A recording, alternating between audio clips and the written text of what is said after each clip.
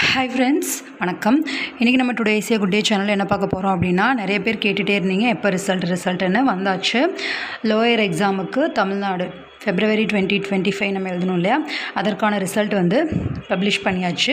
அதற்கான லிங்க் வந்து கீழே டிஸ்கிரிப்ஷனில் கொடுத்துருக்கேன். எல்லோரும் வந்து நல்ல மார்க்ஸ் ஸ்கோர் பண்ணுறதுக்கு என்னுடைய வாழ்த்துக்கள்.